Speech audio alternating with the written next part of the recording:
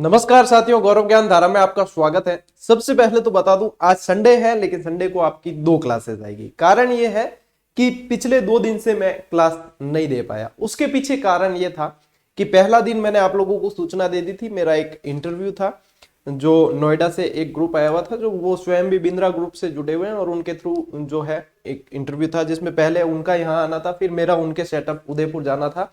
इस तरीके से पहला दिन उसमें निकल गया। दूसरे दिन मैं आपको क्लासेस देने वाला था, लेकिन घर में जो है कुछ जैसे समस्या हो जाती। कल का मतलब ऐसा था कि मैडम की अंगुली जो है घरेलू किसी कार्य के अंदर कट लग गया और 2-3 स्टिचेज आए। तो उसमें आप लोगों को पता है मेरे ऊपर जिम्मेदारी आ जाती है। यदि मेरा तो एक बार गला भी कट जाए तो भी आपको मिलेगा कि मैं क्लास आपकी ले रहा हूं। मैं बीमार हुआ हूं तब भी मैंने क्लासेस ब्रेक नहीं की है, लेकिन घर की कुछ परिस्थितियां और पारिवारिक सदस्यों को कुछ समस्याएं होती है तो अपनी जिम्मेदारी बनती है साथियों की वहां पे सिर्फ ये क्लास और ये इसमें ही फिर पारिवारिक वहां पे समय देना भी जरूरी होता है। यदि ये इंसिडेंट नहीं होता तो निश्चित रूप से आपकी क्लासेस आती, क्योंकि आपकी क्लासेस की, आपकी पढ़ाई की चिंता आपने अभी तक यदि मुझे समझाया तो आपसे ज्यादा मुझे रहती है।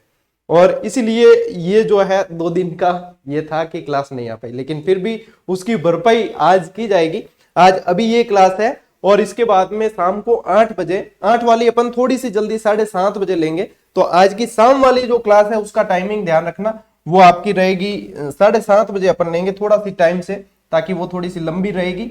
ठीक है, तो 7:30 बजे आपको जुड़ जाना है। उसमें आपके ऑब्जेक्टिव ज्यादा रहेंगे। आज लगभग 40 से 45 ऑब्जेक्टिव क्वेश्चन रहेंगे, जिसमें आपके समसामयिकी के भी रहेंगे, करंट के भी और राजस्थान हिस्ट्री के भी रहेंगे, जिनकी व्याख्या करके मैं आपको बहुत अच्छे तरीके से याद करवा दूंगा।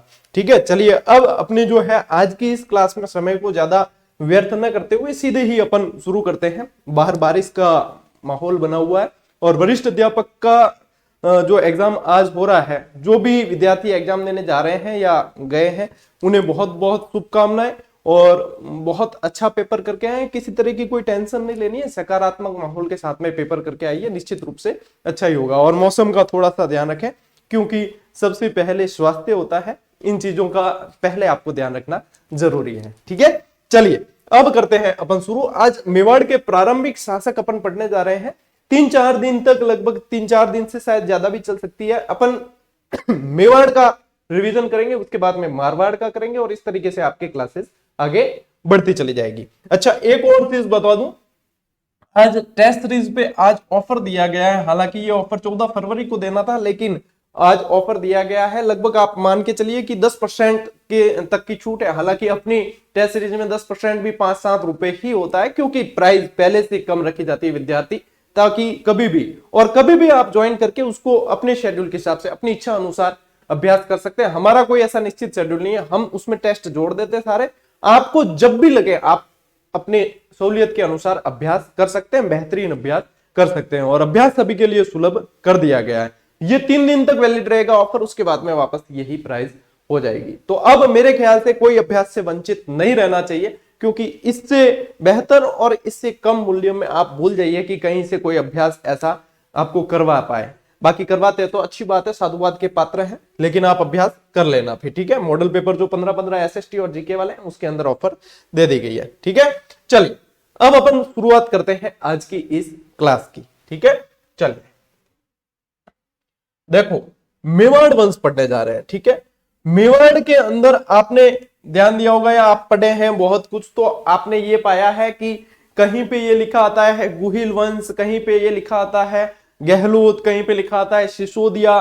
तो ये सब क्या है और ये कैसे हुए, इनकी शाखा का विभाजन कैसे हुआ, कहां से कैसे इनकी उत्पत्ति हुई, ये सारी चीजें।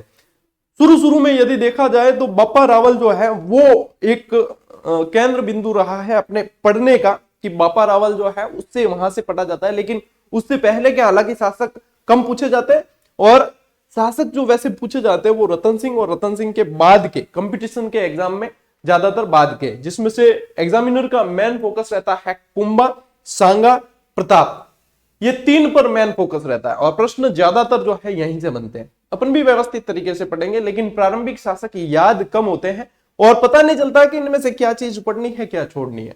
इस चीज को अपन इस क्लास के माध्यम से आज अच्छी तरीके से समझ लेंगे। मेवाड़ का वंश ऐसा वंश था जो पूरे विश्व या पूरी दुनिया के अंदर अपन कह सकते हैं सबसे लंबे समय तक अनवरत शासन करने वाला वंश रहा है। आज भी यदि मेवाड़ की परंपरा को देखें तो वास्तव में यशस्वी और गर्व करने लायक परंपरा मेवाड़ की रही है। मेवाड़ के न सिर्फ व्यक्तियों के अंदर, न सिर्फ शासकों के अंदर, न सिर्फ सामंतों के अंदर, न सिर्फ दीवानों के अंदर, बल्कि मेवाड़ के तो जानवरों के अंदर भी स्वाभिमान और स्वामी भक्ति का संदेश देती हुई अपन को प्रेरणा नजर आ जाती है। कारण देखो, आप चेतक देख लो, राम प्रसाद देख लो, बहुत सारे उदाहरण ऐसे हैं जो मेवाड़ के इतिहास को स्वर्णिम बनाते हैं। तो आज अपन उसी इतिहास को रिवाइज करने जा रहे हैं, बिल्कुल आसान तरीके से पढ़ेंगे अपन, शॉर्टकट में, ठीक है ना। चलिए सबसे पहले बात करें साथियों, गुहिल वंश का संस्थापक। यदि डायरेक्ट प्रश्न आए तो हम क्या करें, तो गुहिल वंश के संस्थापक में या तो आपको नाम मिलेगा गुहेदत्त, ठीक है, या आपको नाम मिल सकता है गुहिलादित्य, गुहिलादित्य, या आपको नाम मिल सकता है गोह, ठीक है। ये गुहेदत्त, गुहिलादित्य, गोह, ये जो है इनका जन्म बताते हैं कि किसी गुफा के अंदर जन्म होने के कारण इनको गुहिलादित्य, गोह ये कह दिया जाता है। यदि मैं आपको बताऊं तो सबसे पहले एक देवादित्य नामक ब्राह्मण था। समझना इस बात को, ये कोई ज्यादा याद करने की आपको आवश्यकता नहीं है। यदि आप टीचिंग फील्ड में जाते हैं, आपको पढ़ाने की आवश्यकता है, तब आपको यह नॉलेज होना बहुत जरूरी है। देवादित्य नामक एक ब्राह्मण था, इनकी एक पुत्री थी जिसका नाम था सुभागा देवी। सुभागा देवी को बीज मंत्र का ज्ञान था, ठीक है। इसे क्या ज्ञान था, बीज मंत्र। जैसे आपने महाभारत देखी होगी तो कर्ण का जन्म जिस तरीके से होता है वो ही बीज मंत्र, इसी तरीके से ये बीज मंत्र से गर्भवती हो जाती है और सूर्य देवता का एक पुत्र उत्पन्न होता है और वल्लभी नगर में जाते हैं, ये वहां रहते हैं और इस तरीके से फिर उसे जो है इसके साथ में एक शिला मिलती है, ठीक है। ये सिर्फ समझने के लिए, इनसे कोई प्रश्न नहीं आते। शिला मिलती है जिसमें ये कहा जाता है कि ये शिला जिसके भी ये लगाएगा, टच करेगा, वो आदमी वहीं गिर जाएगा, खत्म हो जाएगा। इस तरीके से ये एक शासक बन जाता है, एक शासन कर लेता है वहां पे, और इस तरीके से इनके आगे बढ़ते हैं। तो इसका नाम जो होता है फिर शिलादित्य पड़ता है, ठीक है, शिलादित्य। अब शिलादित्य भी एक युद्ध में पराजित होता है और इसकी गर्भवती रानी जो होती है वो यहां से कहीं बाहर गई होती है, बच जाती है। फिर ये गर्भवती होती है तो इनका पुत्र होता है जिसका जन्म एक गुफा के अंदर होता है, तो गुहादित्य नाम पड़ जाता है। इस तरीके से ये वंशावली आगे बढ़ती है, ठीक है ना। तो शॉर्टकट में बताया क्योंकि प्रश्न इसमें से यहां से बनते नहीं है, अपनी क्लास एग्जाम ओरिएंटेड है तो सिर्फ समझने के लिए, ठीक है। तो ये है, फिर अपने जो प्रश्न बनते हैं ना वो बप्पा रावल से बनते हैं, बप्पा रावल, और उसके आगे से प्रश्न बनने शुरू हो जाते हैं। तो यदि अपन फिर देखें कि गुहिल वंश का वास्तविक संस्थापक किसे कहा जाता है, तो गुहिल वंश का वास्तविक संस्थापक कहा जाता है बप्पा रावल को। अब बप्पा रावल, वैसे इसके बहुत सारे नाम मिलते हैं, ठीक है ना, बहुत सारे। श्यामल दास जो वीर विनोद के अंदर बताते कि इसका नाम महेंद्र था। कर्नल जेम्स टॉड कहते हैं कि इनका नाम तो शील था। गौरी शंकर हीराचंद ओझा अलग बताते हैं। सीवी वैद्य जो है इनकी तुलना चार्ल्स मार्टल से करते हैं। बहुत सारी चीजें हैं बप्पा रावल के बारे में, है ना। तो ये है गौरीशंकर हीराचंद ओझा मालभोज या कालभोज बताते हैं, जो सबसे ज्यादा वैलिड है इनका नाम।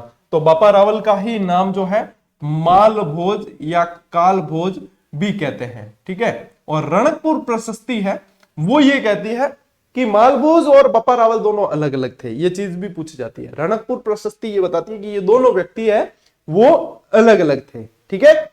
चल ये चीज ध्यान रखना। इसके बाद में प्राचीन नाम किसका, मेवाड़ का प्राचीन नाम।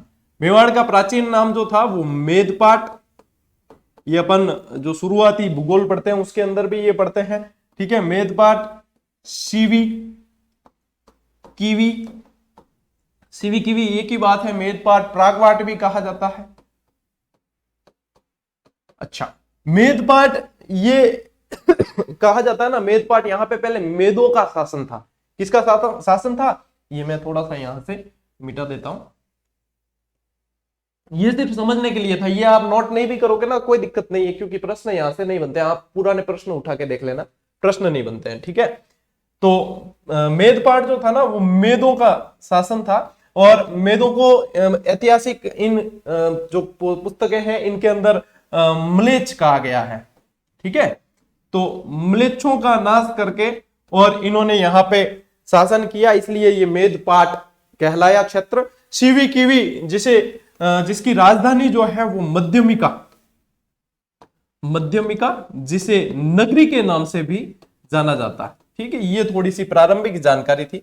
राजचिन्ह जो है, राजचिन्ह के अंदर एक क्षत्रिय शासक के साथ में एक भील पुरुष खड़ा हुआ बताया है, तो यहां पे आप कह सकते हो क्षत्रिय और प्लस। ठीक है, भील। ठीक, और एक वाक्य लिखा हुआ है अपने इसके राजचिन्ह के ऊपर, जो दृढ़ राखे धर्म, जो दृढ़ राखे धर्म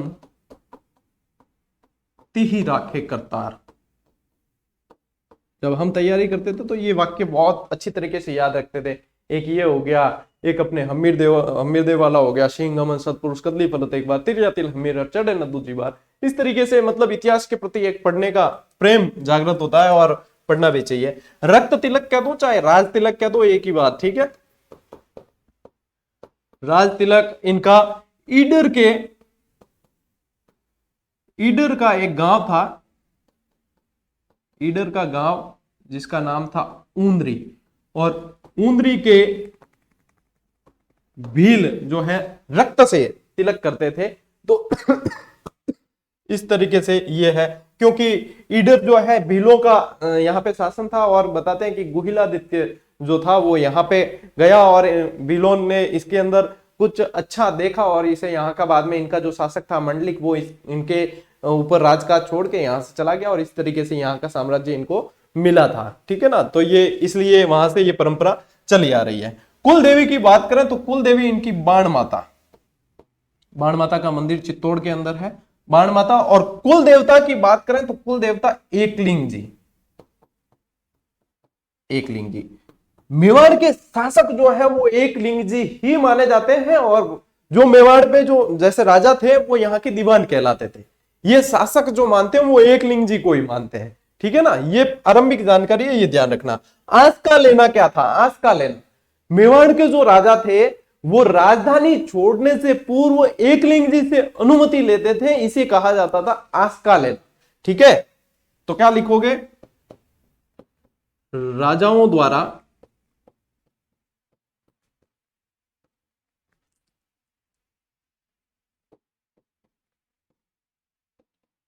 राजधानी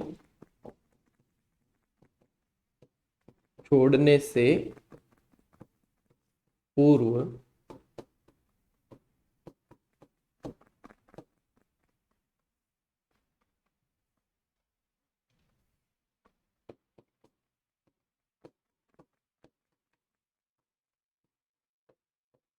एकलिंग जी से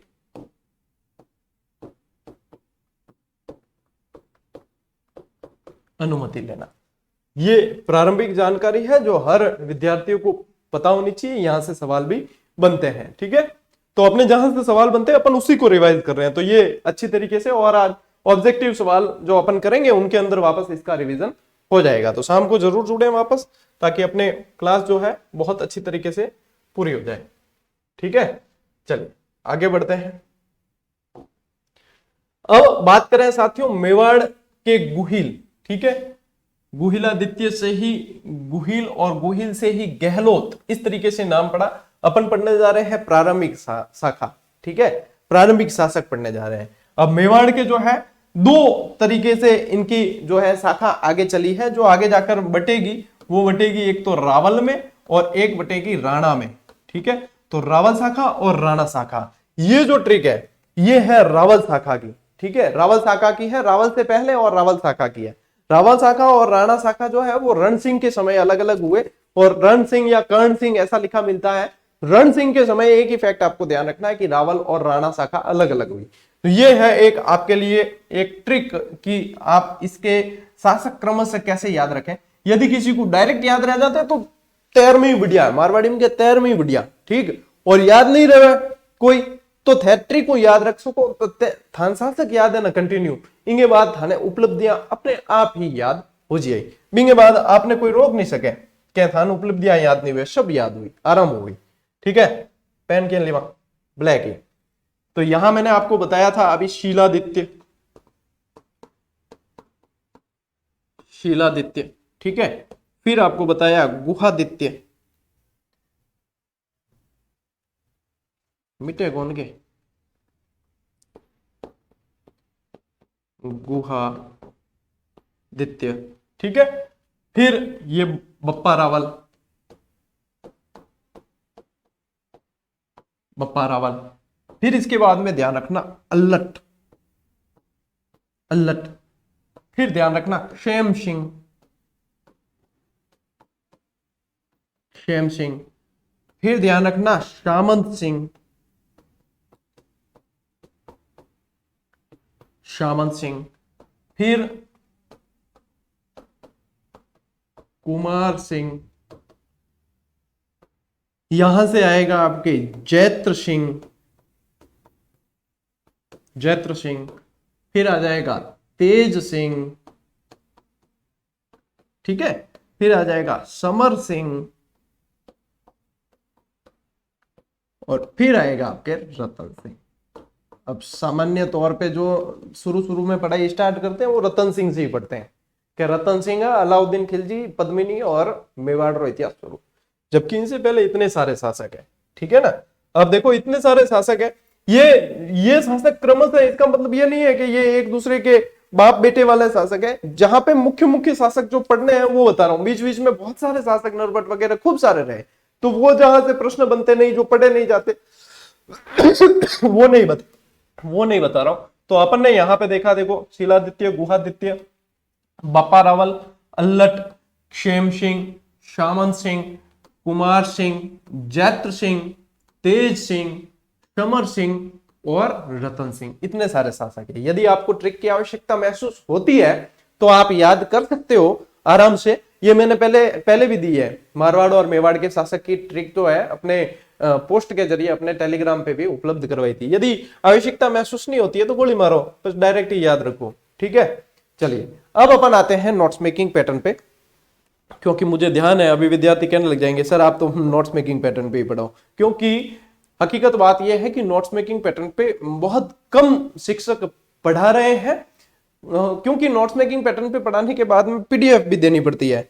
पीडीएफ देनी पड़ती है मतलब अपने हाथ काट के देने पड़ते हैं कि मेरा जो मसाला था वो अब आपका हो चुका है, अब आप पढ़िए। तो इसलिए बहुत कम है जो नोट्स मेकिंग पैटर्न पे पढ़ाते हैं, लेकिन अपना तो रहता है, स्टार्ट से ही रहा है कि नोट्स मेकिंग पैटर्न पे ही पढ़ाते हैं, ताकि बच्चों के पास में कंटेंट भी पहुंचे, वो नोट्स बनाए और अपने अनुसार उसका रिवाइज करें बार बार। तो मैं हमेशा से ही नोट्स मेकिंग पैटर्न का मतलब रहा है, अपनी टेक्निक, अपनी शैली रही है ये। ठीक है, तो चलिए अब आ जाते हैं अपन इस नोट्स मेकिंग पैटर्न पे।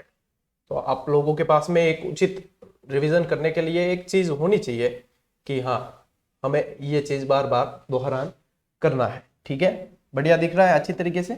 चलिए, ये क्लास ऑफलाइन है, लेकिन आज शाम को जो होगी ये अपलोडेड है, आज शाम को जो होगी वो आपके लाइव होगी। ठीक है, लगभग 7:30 बजे, टाइम याद रखना, जल्दी थोड़ा सा जुड़ेंगे आज। तो मेवाड़ के अंदर देखो क्षेत्र आ गया अपने चित्तौड़, उदयपुर, डूंगरपुर, बांसवाड़ा, प्रतापगढ़, भीलवाड़ा का भी क्षेत्र, ये पूरा का पूरा मेवाड़ के अंदर आ गया। यदि अपन बात करें साथियों, मैं यहां लिख देता हूं आप लोगों के लिए, थोड़ा सा आसान हो जाएगा। मेवाड़ में उदयपुर तो है ही, उदयपुर और चित्तौड़ तो मेन है। तो फिर कुंभलगढ़ राजसमंद में, तो राजसमंद भी आएगा भाई, संकटकालीन राजधानी रहा है कुंभलगढ़। ठीक है, भीलवाड़ा आपने वो अपने ऊपरमाल का पठार वगैरह पढ़ते हैं तो वो वाला क्षेत्र भी आता है। ठीक है, भीलवाड़ा आ जाएगा, डूंगरपुर आ जाएगा, डूंगरपुर, बांसवाड़ा आ जाएगा, उदयपुर संभाग तो पूरा ही पूरा आएगा ही आएगा। मेवाड़ के अंदर ये क्षेत्र तो आने ही आने हैं। ठीक है, मेवाड़ का प्राचीन नाम क्या था? सीवी, मेदपाट या प्रागवाट। अभी आपको बताया सीवी, कीवी ऐसे जनपद थे, और उसके बाद में मेदपाट, प्रागवाट ये इनके रहे हैं। मध्यमिका इनकी राजधानी रही है, जिसे नगरी कहा गया। ठीक है, यहां तक क्लियर हो जाना चाहिए। क्लियर क्या, याद हो जाना चाहिए। मेवाड़ के शासक हिंदुआ सूरज कहलाए। हिंदुआ सूरज कहलाए कि हिंदुओं के अंदर सूरज के समान है, हिंदुओं के अंदर एक सूरज के समान, तेज के समान है, ये हिंदुआ सूरज कहलाए कि आप हमारे नेतृत्व करता है, इस तरीके से ये कहलाए हैं। ठीक है, तो इसके साथ में ध्यान रखना, हिंदुआ सूरज के साथ साथ ये रघुवंशी भी कहलाए। कई इतिहासकार बताते हैं कि ये अपने आप को राम जी का वंशज मानते थे, इसलिए इन्हें रघुवंशी भी कहा गया। ठीक है, तो रघुवंशी भी कहलाए हैं। मेवाड़ पर प्रारंभ में शासन था मौर्यों का। यदि अपन चित्तौड़ के दुर्ग को पढ़ते हैं तब भी अपन ने देखा कि मान मौर्य को पराजित कर चित्रांगद मौर्य ने जो जैसे दुर्ग बनाया था, तो मौर्यों का शासन था। चित्रांगद मौर्य का उल्लेख पढ़ते हैं अपन, तो मौर्यों का शासन था। मौर्यों को पराजित करके फिर मेवाड़ के ऊपर इनका शासन रहा यहां से। तो चित्रांगद मौर्य ने चित्रकूट पहाड़ी पर, चित्रकूट पहाड़ी जो मेसा का पठार है वो एक तरीके से चित्रकूट पहाड़ी का हिस्सा है। चित्रकूट पहाड़ी पर ये मेसा का पठार है ना, इसकी एक विशेषता है कि ये तस्तरी नुमा है, तस्तरी नुमा है, तभी तो कोई दुर्ग बन पाया फ्लैट। और राजस्थान का सबसे बड़ा लिविंग फोर्ट, सबसे बड़ा लिविंग फोर्ट कौन सा है, चित्तौड़गढ़। तो ये मेसा के पठार पर चित्तौड़गढ़ दुर्ग बना हुआ है। ठीक है, तो मेवाड़ के शासकों का राज तिलक या रक्त तिलक कह सकते हो आप, उंदरी गांव के बिल किया करते थे। और ये उंदरी गांव कहां आया, ईडर, ईडर गुजरात। ठीक है, मेवाड़ में गुहिल वंश की स्थापना 566 ईस्वी में लगभग, ये वैसे अनुमानित टाइम पीरियड है, इनका बिल्कुल एग्जैक्ट टाइम पीरियड नहीं मिलता है, लेकिन 566 ही अपन इतिहास की किताबों में पढ़ते हैं। 566 ईस्वी में गुहिलादित्य ने नागदा में की। ठीक है, नागदा के अंदर, ये नागेंद्र नाम से भी ये क्षेत्र पहले जाना जाता था, फिर नागदा कहलाया। और नागदा को राजधानी सबसे पहले बनाई बप्पा रावल ने। ठीक है ना, नागदा के अंदर, और गुहिलादित्य ने अपनी राजधानी नागदा को बनाई। और लेकिन ये इसके पुख्ता प्रमाण नहीं मिलते। और आपके यदि पूछा जाए कि नागदा को सबसे पहले राजधानी किसने बनाई, तो नागदा को सबसे पहले राजधानी बनाने वाले बप्पा रावल। नागदा को प्रारंभिक राजधानी बप्पा रावल। ठीक है, अब ये नागदा क्षेत्र में है ना, गुहिलादित्य पहले से अपने पैर जमा लेते हैं, क्योंकि इसका नाम पहले अलग होता नागेंद्र, और इस तरीके से यहां पे पहले ये अपने पांव जमा देते हैं। लेकिन बाद में विधिवत तरीके से जो इसको राजधानी बनाई वो बप्पा रावल ने बनाई। ठीक है, बप्पा रावल से पहले नागादित्य का शासन रहा था, और नागादित्य के पुत्र बप्पा रावल हुए थे। ठीक है, तो चलिए, कई इतिहासकार इन्हें महेंद्र का पुत्र भी बताते हैं। कई इतिहासकार, क्योंकि इसमें बहुत सारे इतिहासकारों में मतभेद चलता है, बप्पा रावल के तो नाम से भी संबंधित मतभेद काफी है। तो कई जने कहते हैं कि नहीं ये महेंद्र के पुत्र थे, कई जने कहते हैं नहीं ये नागादित्य के पुत्र थे, कई जने कहते हैं अलग अलग बताते हैं सारे के सारे। तो इसमें बहुत सारे उतार चढ़ाव चलते हैं, क्योंकि अलग अलग इतिहासकारों के अनुसार अलग अलग मत माने जाते हैं। ये इतिहास में चलता आया है, क्योंकि ये बहुत समय पहले की चीजें हैं, तो इसमें आपको ज्यादा उलझना नहीं है, आपको तो सीधी सीधी चीजें याद करनी पड़ेगी यहाँ। ठीक है, अब बात करते हैं बप्पा रावल की। बप्पा रावल का मूल नाम कालभोज या मालभोज था, और इस मत के पक्षधर जो थे वो जीएच ओझा, गौरी शंकर हीराचंद ओझा ने बताया। ठीक है, गौरी शंकर हीराचंद ओझा, और ये ज्यादा मान्य है। ठीक है, कि इनका नाम मालभोज या कालभोज था। गुहिल वंश के थे, महेंद्र द्वितीय का पुत्र भी इन्हें कहा जाता था, और कालभोज हारित ऋषि की गाय चराता था। अब ये जो है यहाँ का जो क्षेत्र मेवाड़ का था, यहाँ पे गए, यहाँ पे एक ऋषि तपस्या करते थे जिनका नाम था हारित ऋषि। हारित ऋषि ने ही राष्ट्रसेनी माता से यह विनती की कि कालभोज को या बप्पा रावल को शासन दिया जाए। तो यहाँ पे यदि आपको पूछा जाए कि कालभोज या बप्पा रावल ने किसकी सहायता से शासन प्राप्त किया, तो वो हारित ऋषि और राष्ट्रसेनी माता, हारित ऋषि व राष्ट्रसेनी माता के आशीर्वाद से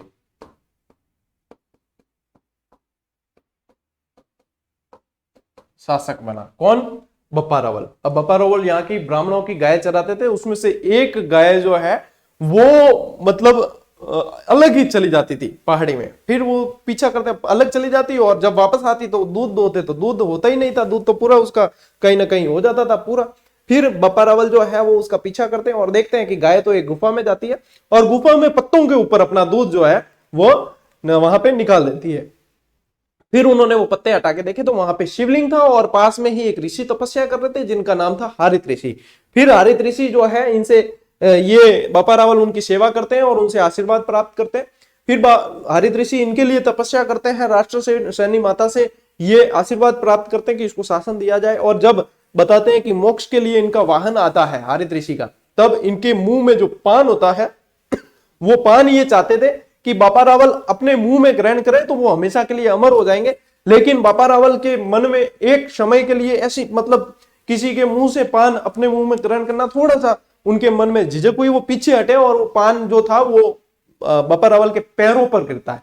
पैरों पर गिरने से फिर भी हारित ऋषि कहते हैं ये यदि तेरे मुंह में गिरता तो तू अमर हो जाता, लेकिन तेरे पैरों पे गिरा है तो जहां जहां तक तेरे पैर जाएंगे यानी कि जहां जहां तक तू रहेगा तेरा शासन जो है हमेशा रहेगा। और फिर बताते हैं कि 15 करोड़ मुद्राओं का एड्रेस बताते हैं हारित ऋषि और वो भी लेकर और ये अपना शासन स्थापित करते हैं, ऐसा इतिहासकार बताते हैं। ठीक है, चलिए हारित ऋषि ने इसे बप्पा रावल की उपाधि दी। तो मैं एक बप्पा रावल एक उपाधि के रूप में है और हारित ऋषि के आशीर्वाद से बप्पा रावल ने 734 ईस्वी में मौर्य वंश के मान मौर्य को हराकर मेवाड़ में गोहिल साम्राज्य की स्थापना की।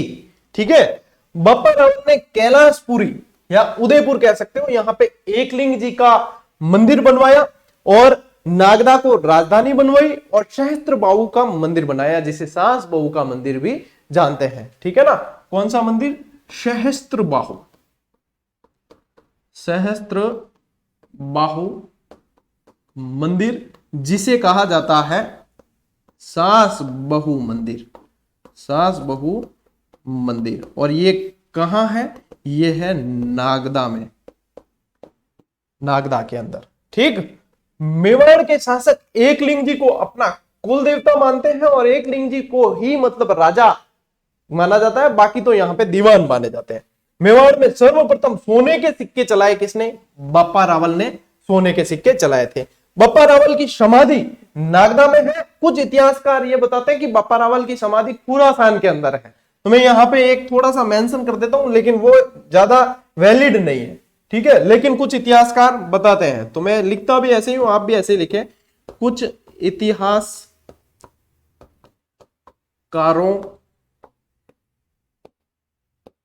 के अनुसार बप्पा लिख देता हूं। ठीक है, आपको आप पूरा लिख लेना, बप्पा रावल, बप्पा की समाधि खुरासान में, खुरासान अफगानिस्तान।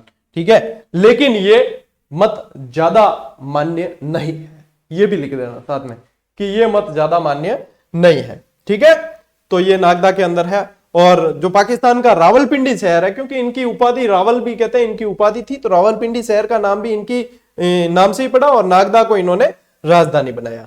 ठीक है, अब आते हैं अपन अगले शासक पे जिसका नाम है अल्लट। कई इतिहासकारों की पुस्तकों के अंदर आलू या अल्लट, आलूदेव, आलू राय, अल्लट आदि नाम मिलते हैं।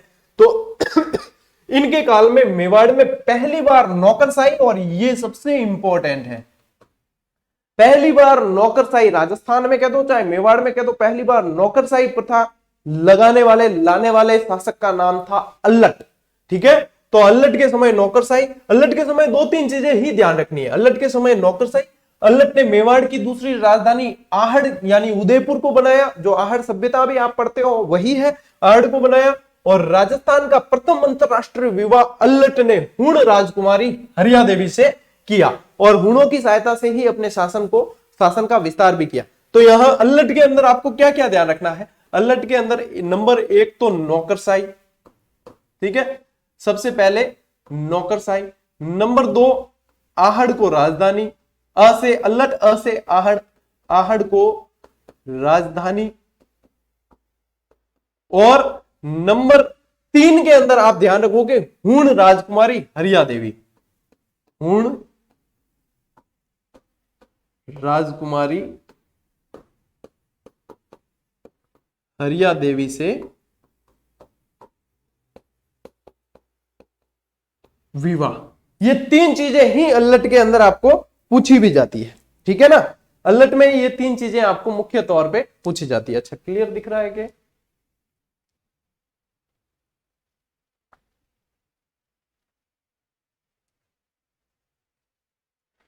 ठीक है, चलिए आगे बढ़ते हैं अपन।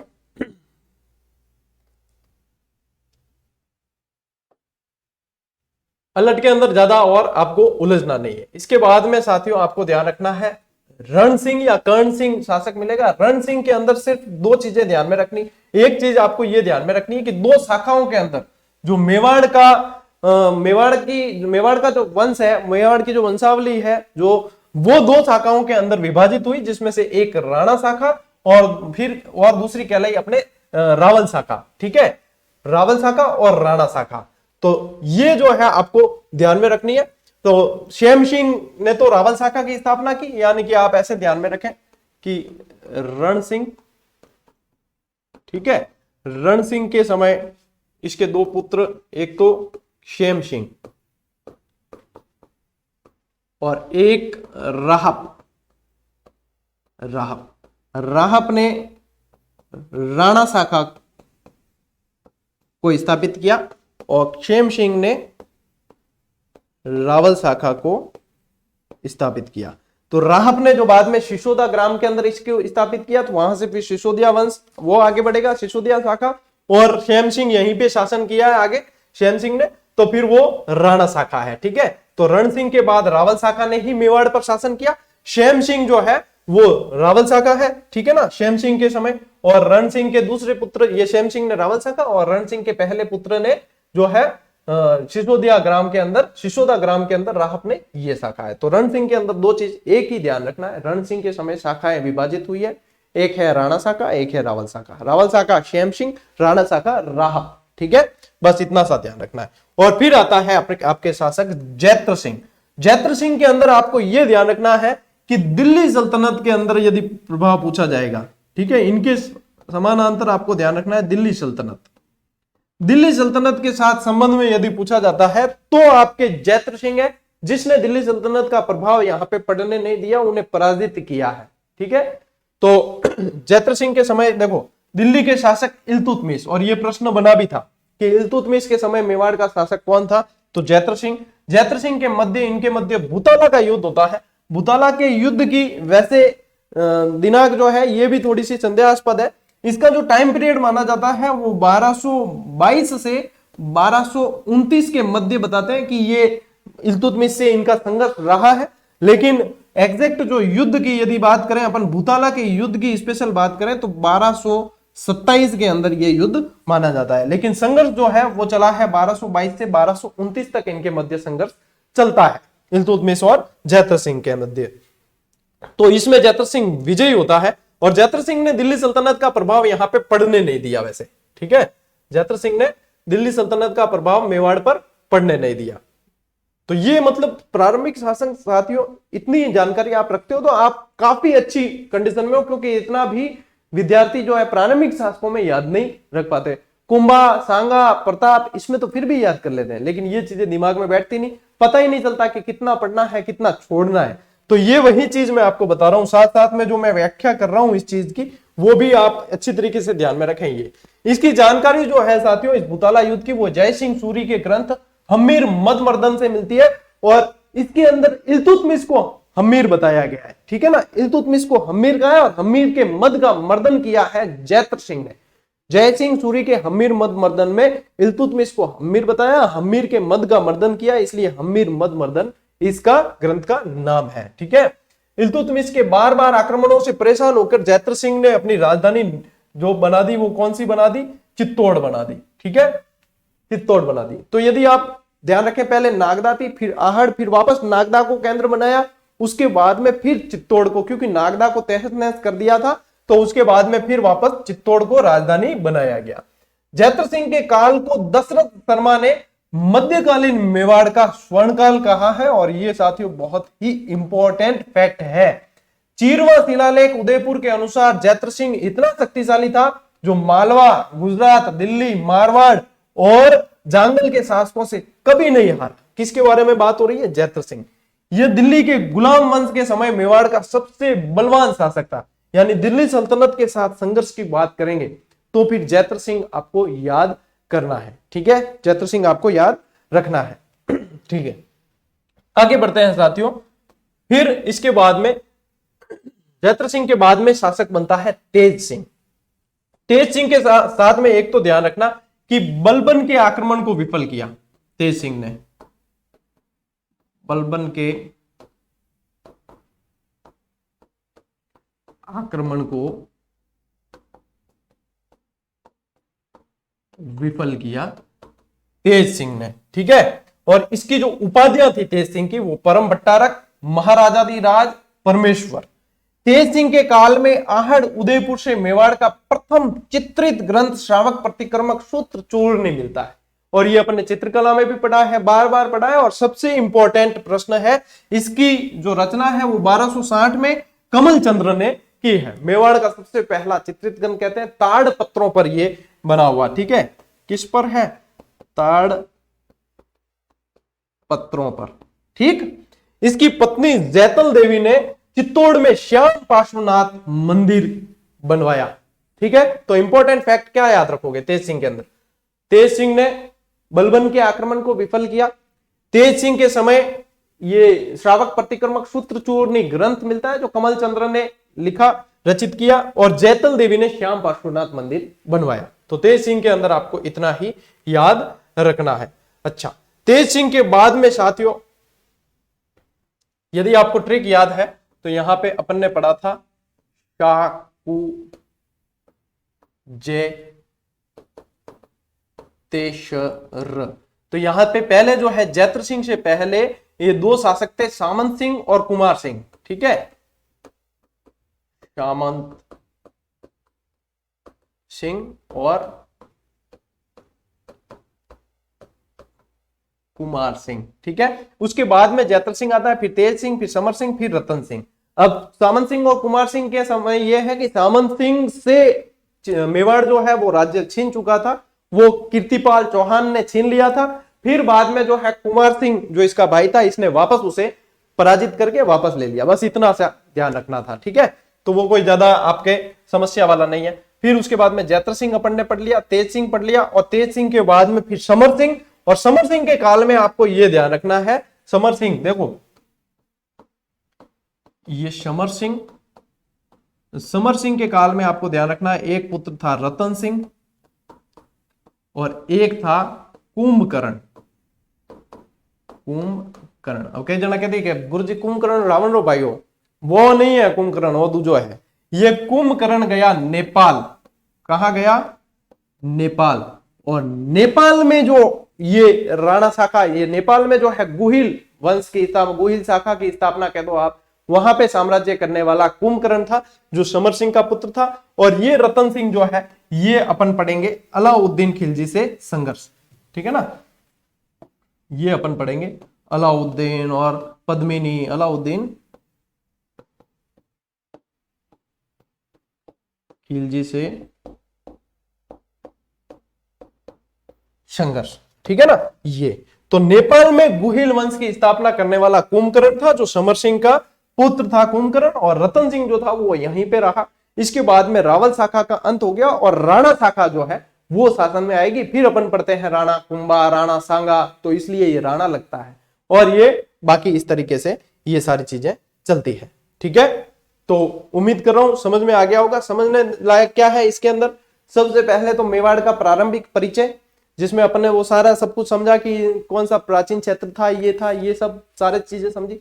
उसके बाद में थोड़ी सी स्टोरी से जाना कि कैसे शिलादित्य, गुहादित्य और फिर बापा रावल आता है। फिर बापा रावल ने कहां कहां किसकी मदद से साम्राज्य स्थापित किया, कि हरित ऋषि और राष्ट्रसेनी माता की सहायता से साम्राज्य को स्थापित किया। किसने? बापा रावल ने। उस साम्राज्य को फिर आगे बढ़ाया। फिर उसके बाद में अल्लट आया। अल्लट के समय में 3 चीजें याद रखनी है, नौकरशाही अपने, और आहड़पुर राजधानी, और हूण देवी हूण राजकुमारी हरिया देवी से विवाह। फिर अल्लट के बाद में क्षेम सिंह के बाद में फिर अपन ने पढ़ा, क्षेम सिंह के बाद फिर आ जाते हैं अक्षय शाकुजे, यानी सामंत सिंह, कुमार सिंह, फिर जैत्र सिंह, फिर तेज सिंह, समर सिंह, रतन सिंह, और कुंभकर्ण ने नेपाल के अंदर शाखा स्थापित की। तो इस तरीके से प्रारंभिक शासक, जिसमें थोड़ा सा अपन को याद करने में संघर्ष करना पड़ता है। लेकिन इस क्लास को आप एक बार भी ध्यान से देख लेंगे, बिल्कुल इत्मीनान से देख लेंगे, तो आपके संघर्ष बिल्कुल नहीं होगा। और ये चीजें ही आपको याद रखनी है, इससे ज्यादा चाहे कितने ही गोते लगा दो कोई मतलब नहीं है, क्योंकि प्रारंभिक शासक है, प्रश्न बनेगा तो एक आधा बन जाएगा और इनमें से आपके गलत होने वाला नहीं है। बाकी अपना रिवाइज और ऑब्जेक्टिव क्लास जो आज शाम को आएगी, और शाम को अपन पहले रतन सिंह पढ़ेंगे, रतन सिंह के बाद में अपन इसके मेवाड़ के प्रारंभिक शासकों के वस्तुनिष्ठ प्रश्न देखेंगे, और वस्तुनिष्ठ प्रश्नों के बाद में अपन करंट अफेयर्स के काफी सारे आज प्रश्न देखेंगे और व्याख्या के माध्यम से समझेंगे भी। तो शाम को सब जने सही समय पे जुड़ जाना। आज का संडे आप लोगों के लिए बहुत अच्छा रहने वाला है। बारिश हो रही है और सर्दी थोड़ी सी बढ़ेगी वापस, तो अपने स्वास्थ्य का भी ध्यान रखें और अपनी पढ़ाई को भी साथ में कंटिन्यू रखें। अपन मिलेंगे साथियों अब अगली क्लास में, अगले वीडियो में शाम को। तब तक के लिए राम राम, जय हिंद।